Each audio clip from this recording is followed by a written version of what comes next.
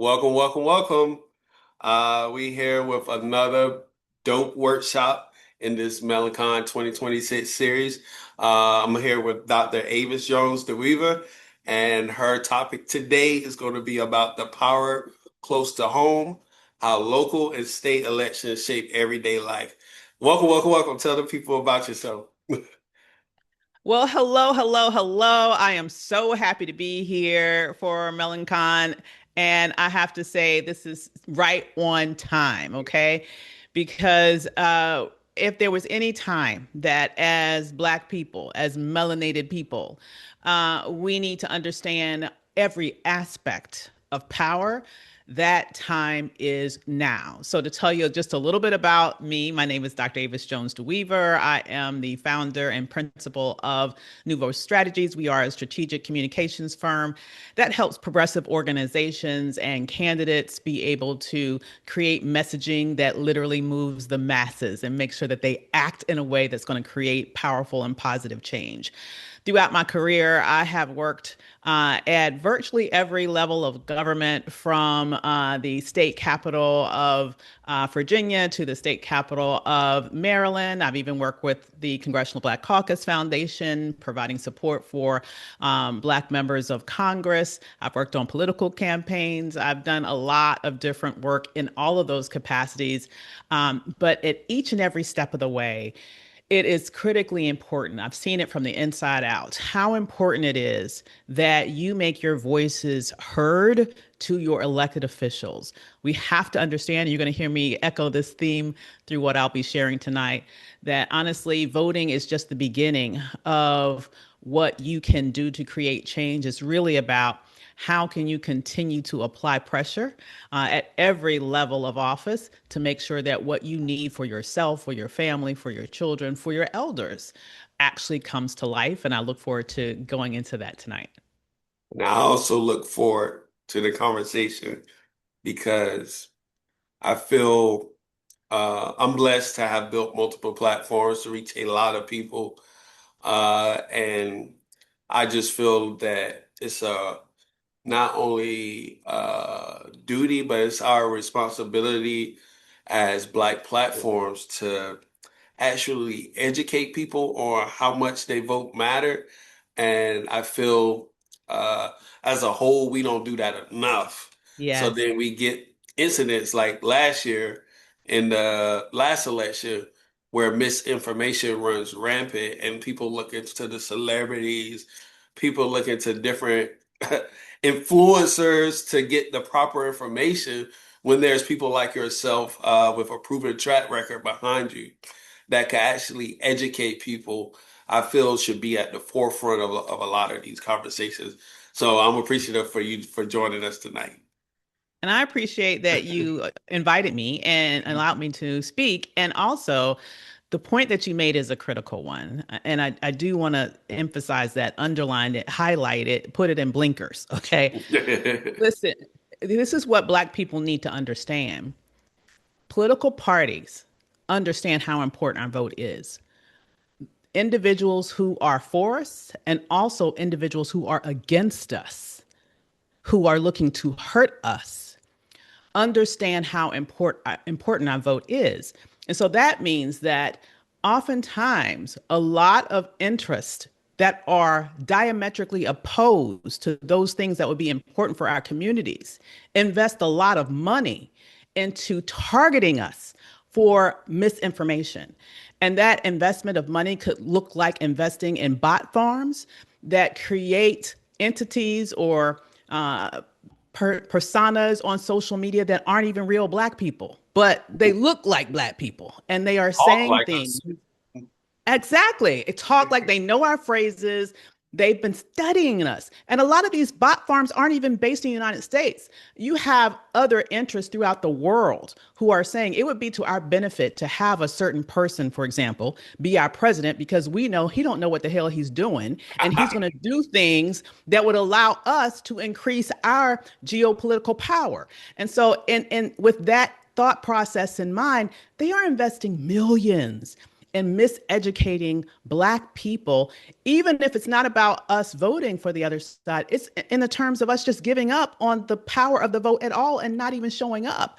So we have been very much targeted, not only by domestic interests, but also by international interest for misinformation so that people can be put into power, not for our good, but for theirs. Oh man, I already know this conversation. This is heated, and we didn't even get to that one question yet. Oh my God. But as you stated your track record over 20 years of this, Yes. when you look at the current political landscape, what is the most urgent thing you want Black professionals and entrepreneurs to understand about the power they already hold? Oh my goodness, I love this question. First of all, the answer to the question is in the question. You have power. Yes. Never feel disempowered. Never feel like you have been defeated and that you might as well just throw up your hands and give up. That's exactly what they want you to think. Hmm. Uh, I want you to understand that your power is massive. Here is strategically, we're going to talk about state and local today, obviously, and that's extremely important. But I also want you to think about when we're talking about federal power, for example, Black people are strategically located in states that win or lose presidential elections. We are overrepresented in the key swing states. So if you're looking at places like Pennsylvania, places like Michigan, places like Georgia now, I would say is a swing state. Oh, yes. All of these different states that are the make or break states for presidential elections, Black people are overrepresented. Now, what does this mean when we're talking about state and local elections? And I'll get into this a little bit later, but what this means in terms of state and local elections is that you will notice that when you have a certain someone talking about how the election was rigged, the specific cities that he is going after, hoping to nullify the votes, are cities that are overwhelmingly Black cities, places like Philadelphia, Atlanta, Detroit, like space. Even if we're talking about he's targeting specific areas in New Mexico that have a disproportionate Black population. So I want you to understand that it is our vote that is oftentimes the most likely to be challenged by these interests. And so, what can you do at a state and local level to protect the power of your vote? Make sure that you do not skip or overlook the importance of an office like the Secretary of State, because it is each state's Secretary of State that is responsible for the implementation of accurate elections. And so when you had a situation where you'll have a president calling a Secretary of State and say, "Can you find me a certain number of votes such that I will be able to turn over an election?" You have to make sure that you have someone in the office that has enough morality and enough professionalism not to lie and just do what he is told to do, but instead serve the interests of his constituents. And so that's why we need to make sure that we're voting all up and down the ballot all the time. It's not just about the president of the United States. It's not even just about your governor, as important as that is, okay? It's also these other positions that oftentimes we don't even know the intricacies of all that they do. But a lot of what they do is very critical to whether or not you and your voice is heard and registered and remains protected, no matter the level of pressure that may be put upon your representative to maybe fix an election. Fix. Yeah. That's wonderful. You've given them real gems. Uh, you have been a consistent voice on race, gender, the economy, and policy. Yes. What made you commit your career specifically to moving ideas into action rather than staying in the research and analyst space? Oh my goodness. That I'm loving all your questions. Okay. This is not a setup, y'all, I promise. Okay. But I'm loving all of these questions. Um, that's an excellent question for a couple of different reasons. You note that I have a PhD. Most people with PhDs go into academia, Mhm. and no shade. We need professors. The specific track of a professor is that you are an expert in one area. You typically study it very deeply your entire career, and your career is very much colored by different theories that you analyze, and you're looking at that from various angles throughout your career. If I were to focus on one thing that is, and especially one theoretical thing that's not necessarily based in reality, I would go crazy. Absolutely not.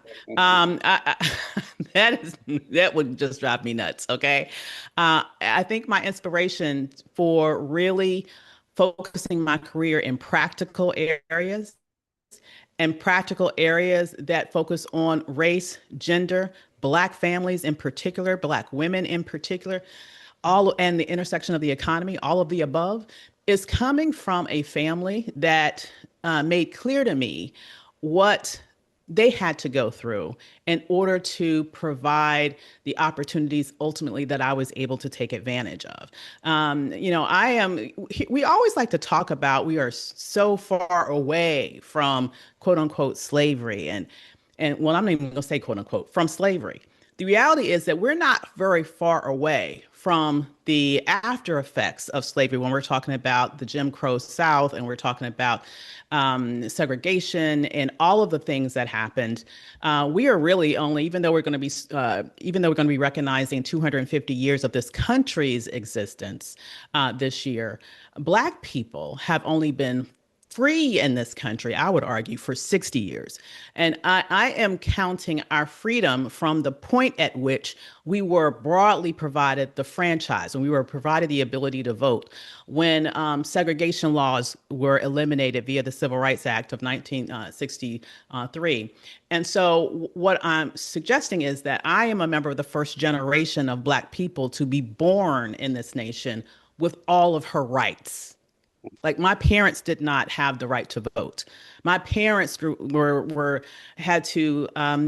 had to experience segregation. I grew up hearing about stories with my grandparents pooling money with other Black parents in the area to buy a bus and then taking turns driving their children to school each day so that they could go to their segregated schools because the state of Virginia wouldn't provide buses for Black kids to even go to their segregated schools. And I live in a very rural area, so that's like miles and miles and miles that Black children, had to walk to school every day while white children were riding school buses, laughing at them and taunting them as the school buses drove by them. So, like hearing stories like that all of my life, um, as a child, really birthed in me a sense of what injustice looks like, but it also showed me what it looked like to fight back against injustice and that you have the power to figure out what you need to do to overcome in spite of it. And so seeing the fact that our people have always found a way to make a way in situations of oppression. It gives me hope. It gives me inspiration. I understand that this fight is never over. What we're experiencing right now, I would argue, is another post-Reconstruction period.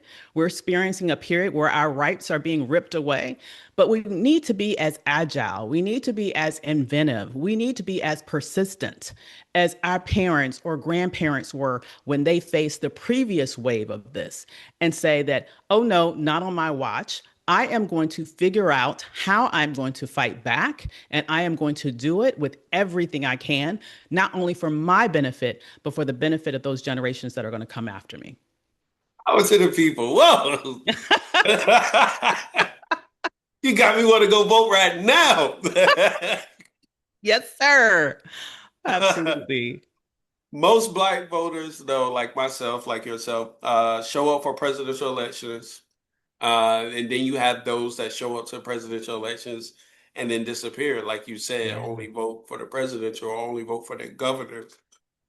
Um, what case would you make why local and state elections actually have more direct impact for the everyday voter in Black America? Absolutely. So your what touches your life on a more critical level typically every day are those things that come as a result of decisions that are made by your city council, by your mayor, by your school board, if you have children, the dog catcher, literally. If I could be even less facetious, your district attorney, right? Judges, in some instances, sheriffs, because we know how Black people have been abused by our policing system over the years. Hmm. And when we have experienced situations where literally we've had our children, and because I'm a little bit older than most of y'all, I'm sure on here. So I'm gonna say it from the perspective of our children. I'm the mother of two sons. All right. So I take it very personally when I see young Black men murdered and nothing is done about it. I take that very, very personally. And one of the reasons why that happens is because the person who makes the decision about whether or not a charge will be made against the officer that killed that young person is the district attorney. The district attorney is the one that makes that decision. And so we need to make sure that we are hiring district attorneys who are going to fight for justice for all of us and fight for justice for individuals who are on the other side of police violence. That is absolutely critical. And so we need to show up for all of those things. Another reason is if you are not a registered voter, you are not on the rolls to be even selected to be on jury duty. So if we get concerned about all white juries, which personally I am, okay, if I know that someone that looks like me is on trial for something, I want that person to have a jury that's truly reflective of their peers. And I understand that we know that we see the statistics and know that oftentimes we are not given a fair shake in the judicial system. That happens a lot of times because the jury is not representative.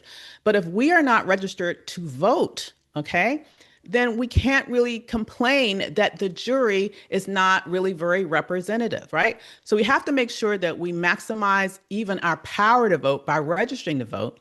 We need to make sure that we exercise that power to make sure that we put people in charge of our criminal justice system that's going to treat us fairly.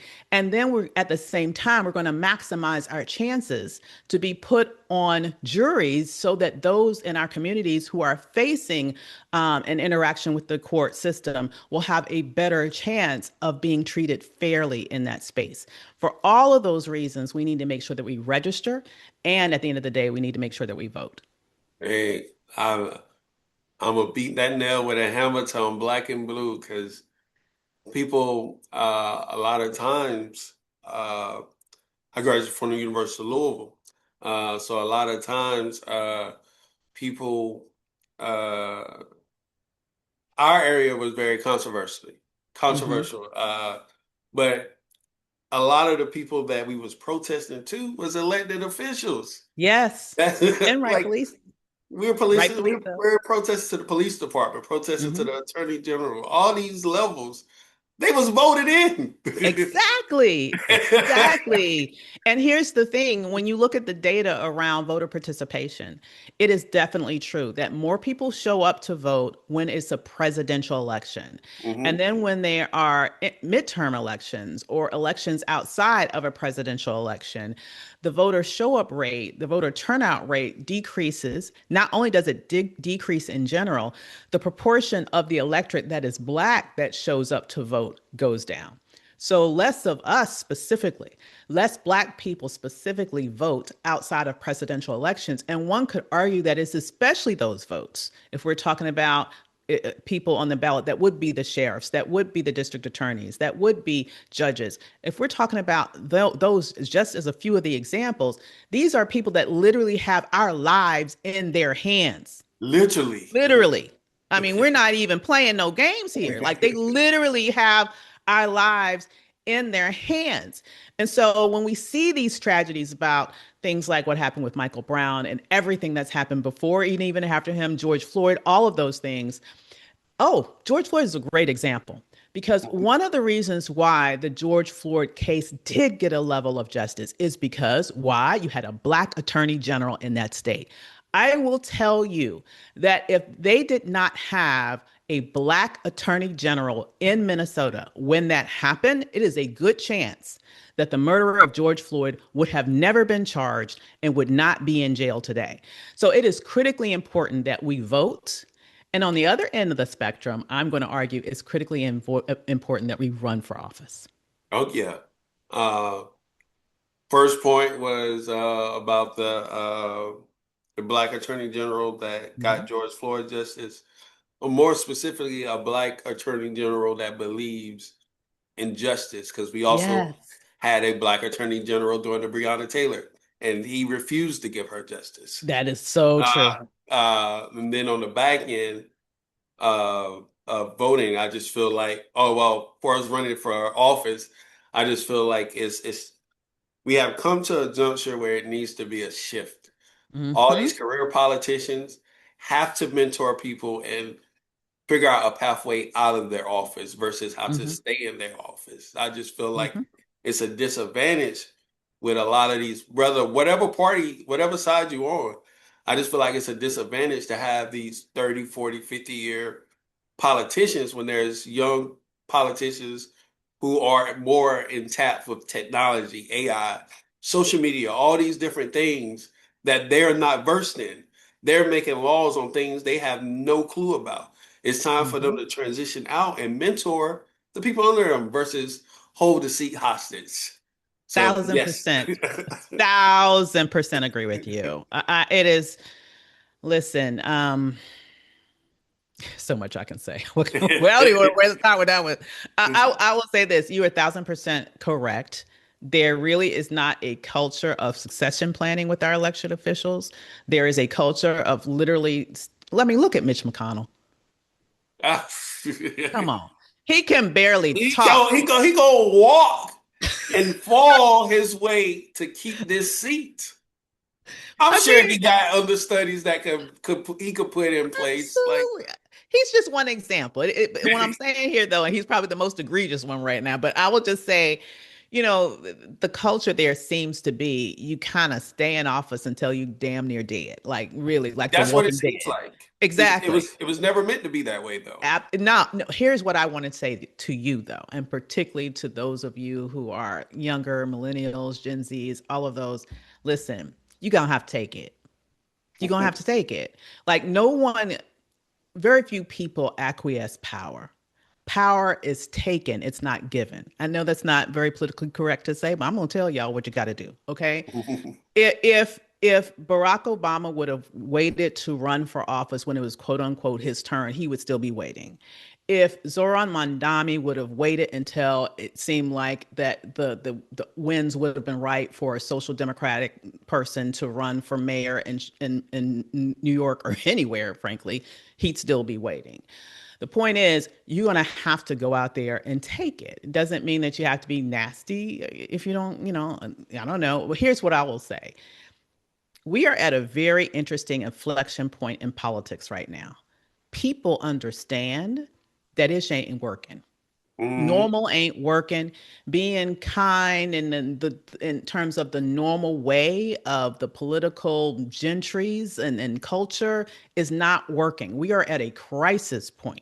We have a madman in office right now who has literally put Black people in the crosshairs. I'm not even being dramatic when I say that. And my perception of that, literally, if you just have a sober look at what has happened under this administration, if you look at what's happened, for example, to the Latino community and to immigrants, it is very, very public. We can all see what's happening in terms of the detentions, in terms of deportations, in terms of everything that's really happened with that. But what's happened to Black people has been a more of an invisible attack, but no less effective. We don't see the hundreds of thousands of people that got the emails that said that they were unceremoniously fired. We don't see what happened with all of these businesses who just for no reason, it's overnight, got their contracts canceled. I was just on a call this morning with some sisters who have very successful businesses and was talking. One gave an example of losing four, what was it? No, $9 million in contracts in 4 hours Mm. the first day of this presidency. I want you to understand that is Black wealth that is being extracted from our community right before our eyes. And what we need to understand is that these are happening. This is happening all across the country. There's also been another study by a friend of mine at the Center for Economic Policy Research, who looked at something called the black white unemployment gap, and basically looking at how much money we lose because of the difference between the two.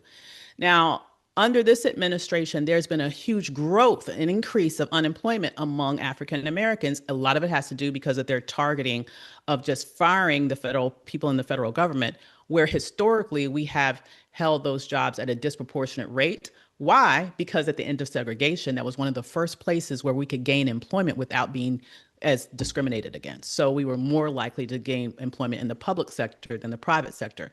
We were clustered there. That was one of the first places targeted. Under this administration, we've had a huge increase in Black unemployment. We know about the numbers with Black women. 300,000 lost their jobs within the first 3 months of this administration. Right now, there's about 600,000 that have been disjointed from the workforce. We've seen huge increases in Black male unemployment.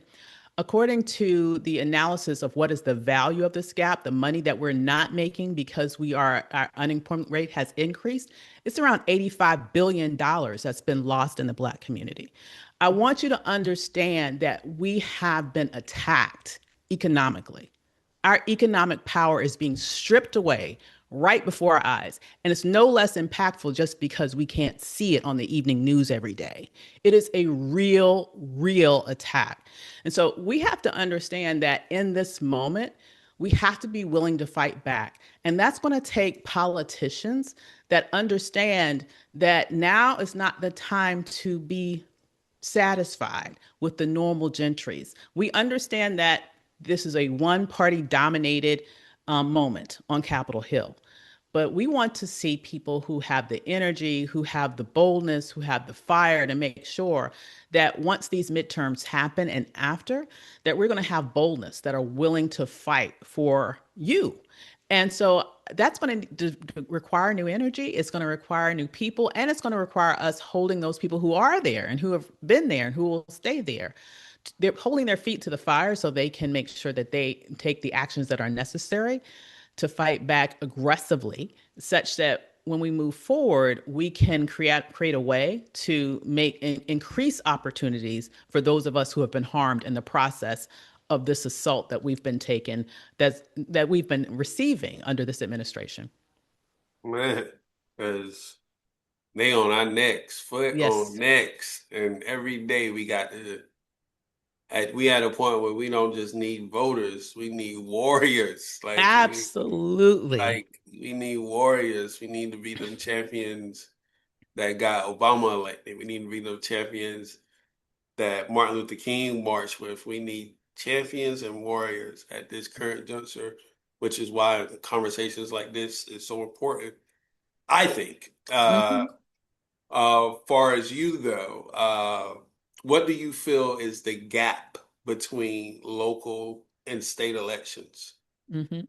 Well, the gap here is that, you have to understand that there are going to be, sometimes it's harder to, just in terms of your understanding of the electorate. It's not your fault if you don't even realize sometimes an election is going on.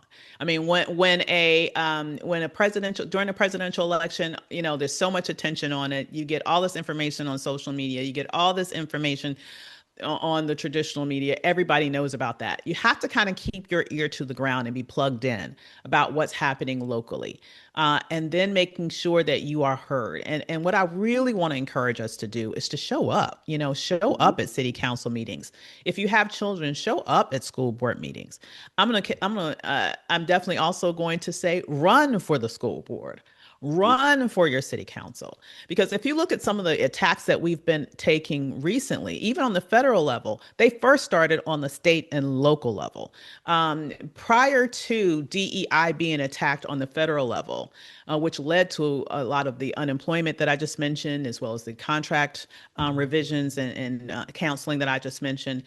There were over 23 states across the nation who had passed anti-DEI laws. So this started out as a local and as a state and local activity and policy action. They tested on the state and local level, and then they federalized it under this administration.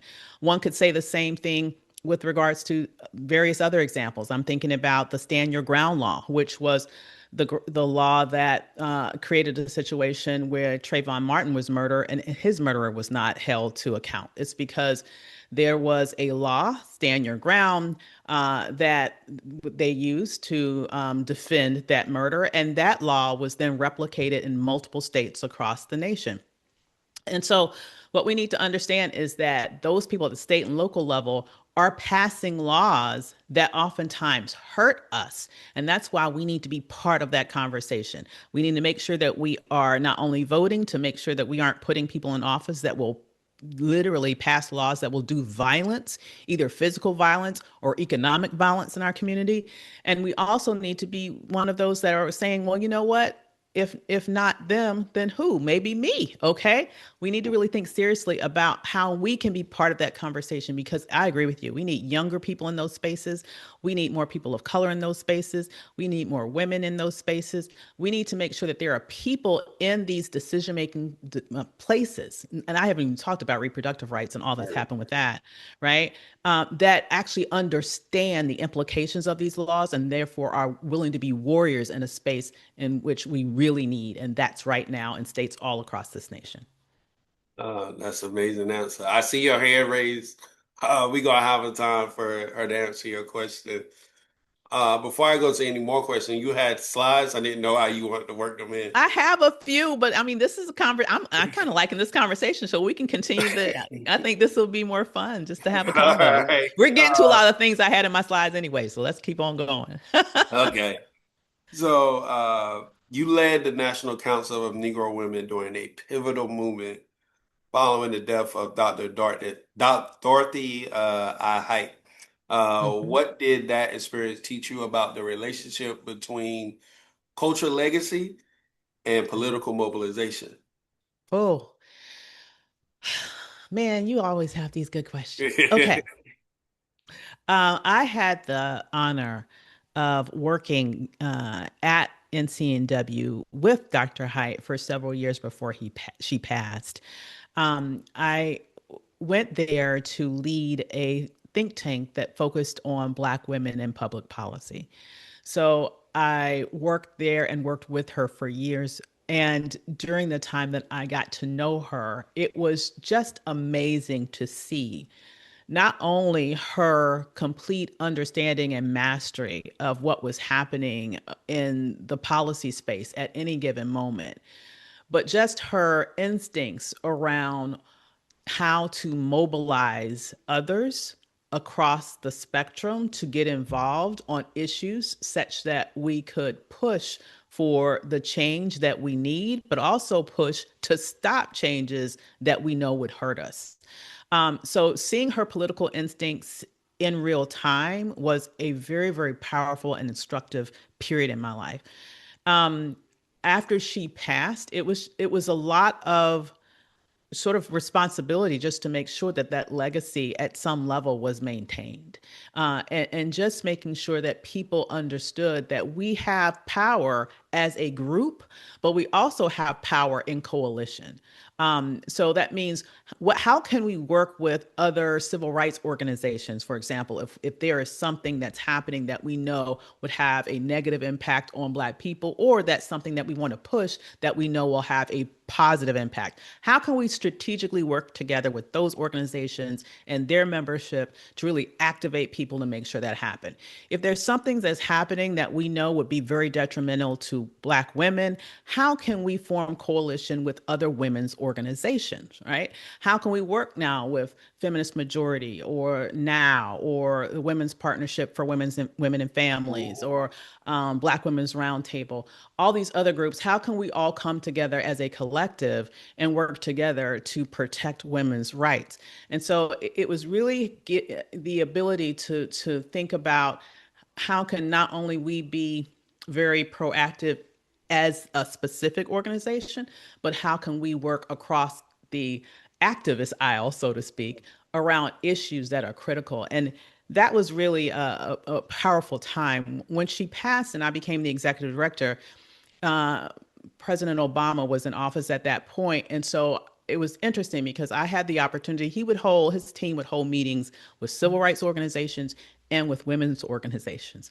Rarely would the two meet, but because of that position, I could go to both types of gatherings. And it was just interesting to see how things moved differently. And if I could just give one bit of advice to us, once again, as Black people, as someone who was in those spaces,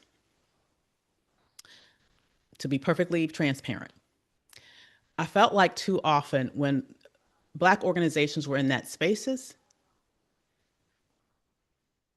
we showed up as a support mechanism versus a mechanism that was holding feet to the fire.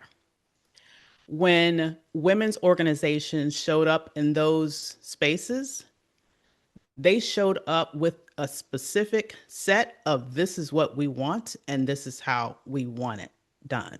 And, and like these are the people that we've identified in Congress that you all need to work with to make this happen. It was a different it wasn't necessarily adversarial, but it was those conversations were, I would say, a lot more tense. Let's just say that. Okay. And so I provide those examples to say we need to understand at every level that when we're in rooms where decisions are being made, we have a responsibility to speak up and fight for our folks. Now, I will say one last thing. It's not like we didn't fight for anything. I will say, and particularly Black women's organizations, we fought like hell to get a Black woman on the Supreme Court in the Obama administration. In the Obama administration. And they And help. yes, and in fact, we gave him Ketanji Brown Jackson's name then. Mm-hmm. So I want you to understand that you're not going to win every battle the first time you make when you're initially fighting those battles. Mm-hmm. But guess what? We kept the pressure up. So when we had the opportunity under Joe Biden, it happened. So I want you I want you all to know that a fights are the right fights are worth having, and the right fights are worth not giving up on. Mm-hmm. And they're worth ruffling feathers. Gotta ruffle a few You feathers. got to ruffle a few feathers if you want to be able to make a difference that lasts. I wholeheartedly agree. Um, what role does the Congressional Black Caucus Foundation play in connecting federal policy priorities to local and state action? And what can everyday Black professionals learn from how that infrastructure works? Yeah. Congressional Black Caucus Foundation primarily services CBC members. So I will say there, in terms of how that relates to your local, it's really about you making sure that your local, well, the people that you vote for locally in your Mm-hmm. congressional, in your personal congressional district are people that's going to represent your interest. Mm-hmm. And once again, I'm going to say this as politically correctly as I can. Vote for fighters. Mm-hmm. We need fighters, especially right now. We need people that have positions that are willing to be brave in those positions and not just willing to be happy that they're in those positions.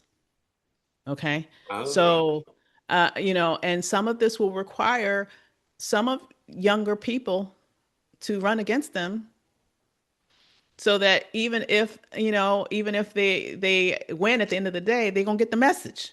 Okay. We need fighters right now. It was very heartbreaking for me during the first 2 days of this administration to see over 60 years of civil rights laws completely obliterated.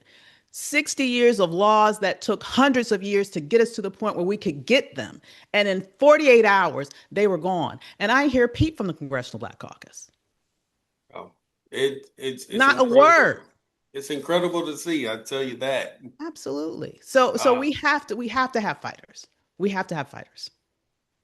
got to have people. Uh,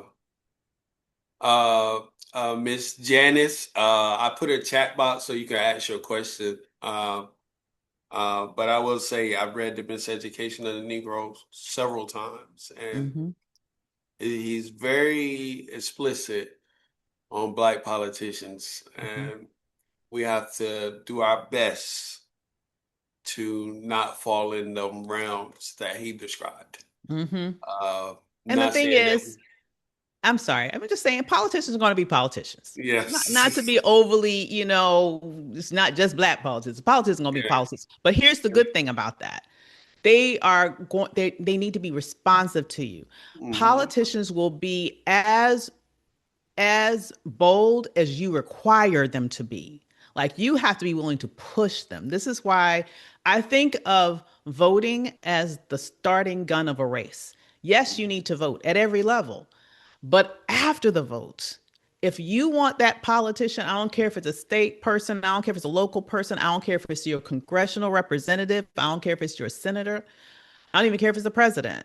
If you want them to act a certain way, you're gonna have to act up. You're gonna have to make sure that they hear from you. And someone who has actually worked for elected officials, I can tell you that they pay attention to people who call their office. They pay attention to people who email them. They pay attention to people who show up because they realize that if one person calls or if one person emails or if one person shows up, that one person is probably representative of 10, 50, 100 or more people who feel the same way who didn't do it. And so the more that you can do to make sure that you are applying pressure, the greater the likelihood is that you're going to sway them to do what you need them to do. So the onus needs to be honestly on us to put the pressure on the politicians to act in the way that we want them to act once they're Uh, there. and as dope as this conversation is, I'm gonna have you come back.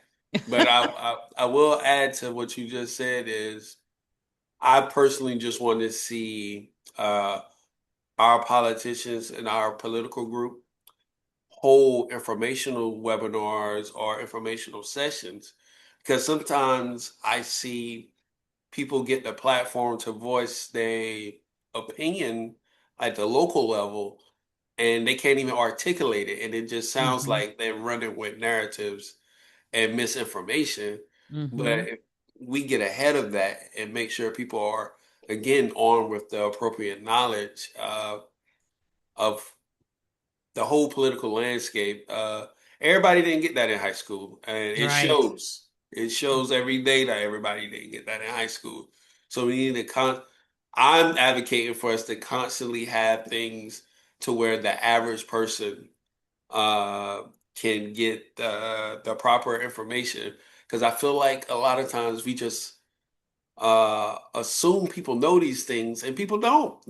Thousand percent true. You can't talk to every voter as if they're a college educated voter. The other Mm-hmm. side talk to people like they didn't even graduate high school and look how well that worked out for them. Yeah, you're So exactly right. Exactly right.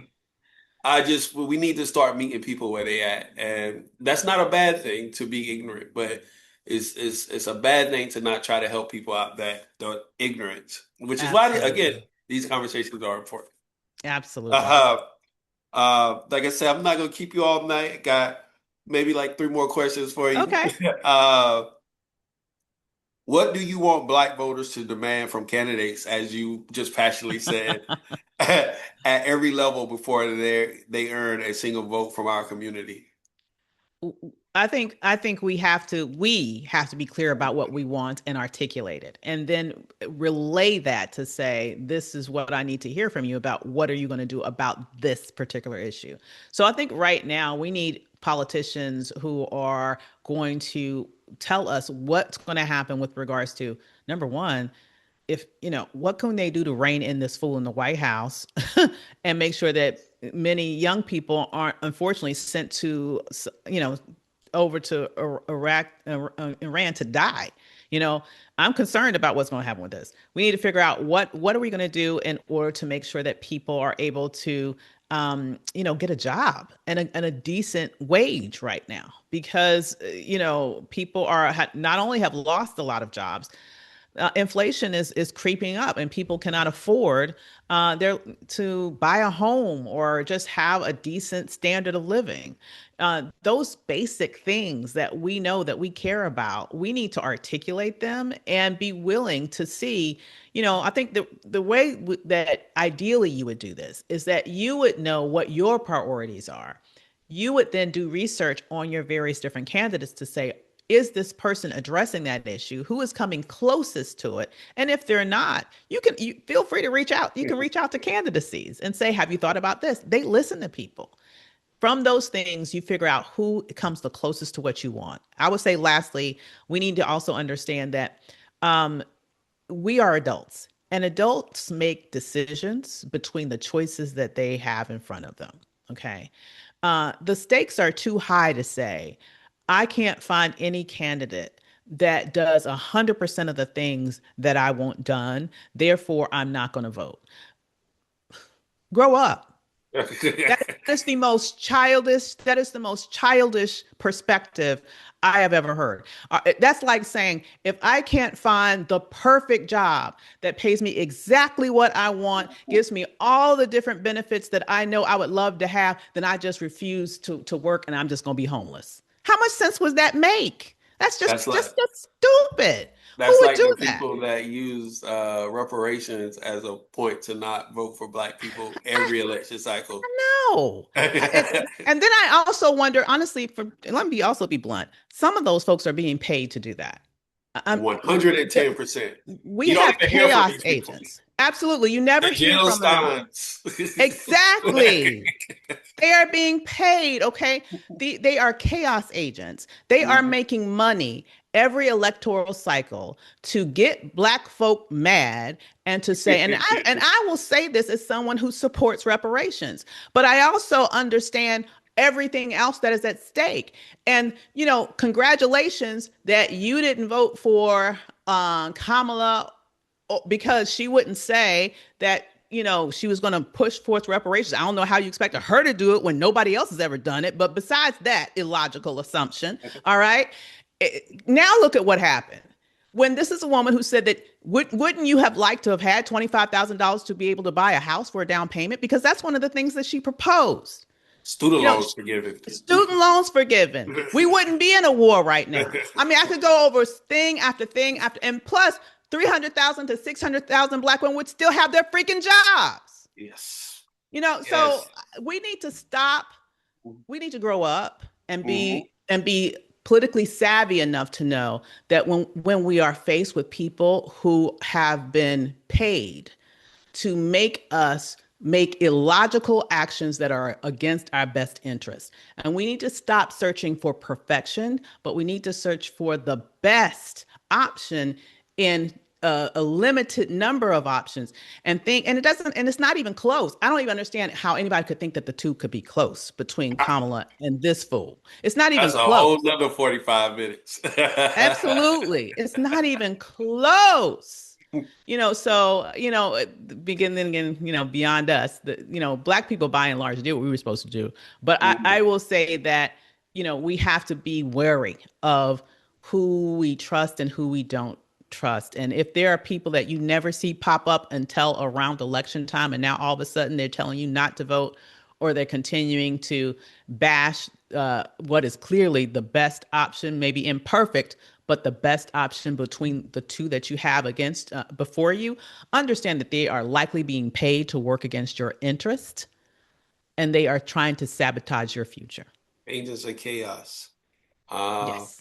as someone who's been on a panel, this year's panel, I did a great deal to try to uh, answer a lot of people concerns about Black conferences and Black-led conferences when it comes to paying all this money for professional development and going home still in the same space, which is why we Mhm. created this part of Melancon this year, 2026, making it free for Mhm. everybody to come on. The speakers are still the same high quality speakers, but for free and at the comfort of your own home. What does something like Melanoncon mean for you, your career, and the things that you stand behind? I think this is the type of warrior energy that we need. I want you all to understand how much of a visionary this young man is. Um, because a lot of people think about things, but not many people actually follow through and do it. Okay. Uh, and if there is no time in our history, in recent history, where it's more critical to have conversations like what you have gathered today through Melancon. I mean, this is a critical time to get the Black community together to discuss and learn about various different issues that have an impact on our lives, particularly in a moment in which we are under attack. And because of that, I hope people understand how valuable these conversations are. I hope people understand how valuable this work is. And I want them to understand that just because something is free, it does not mean that it is devoid of value. Oh no, Clearly, no, no, no, this is no. a absolutely not. Absolutely not. This is very, very valuable, and your organization deserves support. So just know that we need to be very. One last point I will make about this kind of ties around to, as I mentioned, we are under attack economically. And so there are a couple different ways that we can address that. And I would say we've talked about and we've done over the past year very effective boycotts, particularly Target, most notably. But I think that we also need to understand what's especially important is that we understand how powerful it is to direct our spend in the right places. And it needs to be directed among ourselves so that we can circulate our own money. So organizations like yours deserve support. We need to be willing to invest in our own institutions because that is exactly what we need right now in order to survive this onslaught and then rise on the other side. And the last thing I would say on it is that hits home because last year we it was in person here in DC, and I just probably said it on the past five panels, but 30 days prior to our in-person event, we lost a title sponsor, Wow. 25 plus $1,000, lost 30 days prior because, and I quote, in order to stay in compliance with the new executive orders, we can no longer support your initiative. Mm-hmm. Almost killed everything. I was able to bounce back, make some deals, some net 90s, and things like that. But it made me step back to reassess how I want to do this thing and make sure Yeah. that people get the appropriate information while I build the resources on the back end because these things ain't free. I still pay. I have to. It's free for everybody, but this premium Zoom we on that costs. The Absolutely. website, all that stuff costs. So I'm appreciative for you coming on. For the people that's going to play this back, Yeah. uh, because we going to send it out and all the cool things. I have it set up so people can sit down and rehear everything you talked about. Where can they Yeah. find you? Well, Uh, and support you. awesome. Absolutely. Well, I'm going to give you a couple of different places to go. You can learn more Uh-oh. about exactly. So, just a couple of things. You can learn more about my firm at nouveaustrategies.com. You can go there, check it out. You can find me on Instagram at Fearless Dr. Avis. But finally, I just completed a report around how Black women-owned businesses were impacted by this administration, much like some of the things that you just mentioned. But on the other side, how many of them also bounced back. So I also looked at those who actually grew by 20% or more during this period and what did they do to make sure that that happened. You can download that report at thearamintaproject.org. That's ARAMINTA, thearamintaproject.org. You can download that report for free. If you're a business owner and you want to know how to sort of recalibrate and grow in this moment, we've got some gems in that report for you. And also, please feel free to send me your slides, and I add them to everything, even post them for everybody Sounds coming good. back because I want to get that information out. Uh, Absolutely. Congrats to you for being the first webinar out of 7 that actually went all the way through. No sound hiccups, no internet hiccups, nothing. We did it. So thank Yay. you, Doctor. And I look forward to constantly communicating with you. Absolutely. My pleasure. And Thank you. congratulations on Melanincon. Have a blessed night. Absolutely. You too.